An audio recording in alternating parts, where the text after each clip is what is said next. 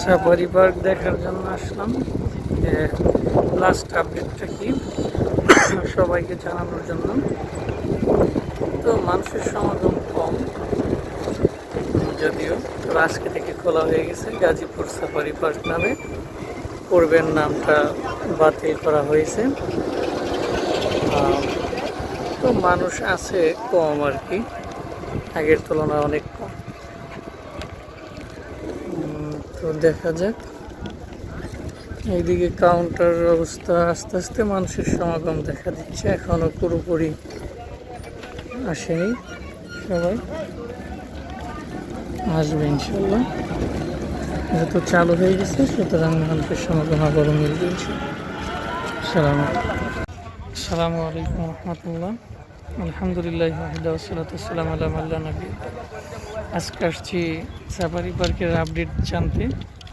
ঘোরার জন্য রোদ অনেক, সানগ্লাস পরা। দেখুন আজকের আপডেট, সাফারি পার্কে অনেক মানুষের সমাগম হচ্ছে। গেট, মানুষ যাচ্ছে আসতেছে অনেক।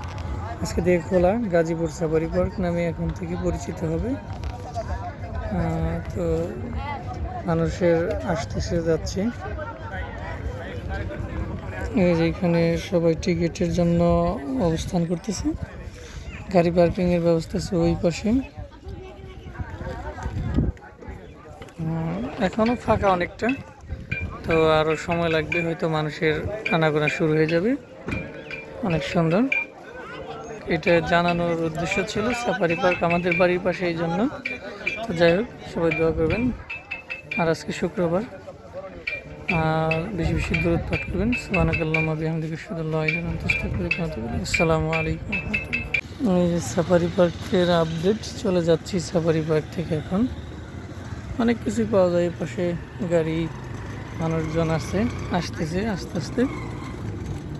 এখানে আমাদের দোকান টোকান আছে অনেক কিছুই। তো চলে যাচ্ছি। ঠিক আছে, আল্লাহ হাফেজ। সবাই দোয়া করবেন ইনশাল্লাহ। আসসালামু আলাইকুম রহমতুল্লাহ।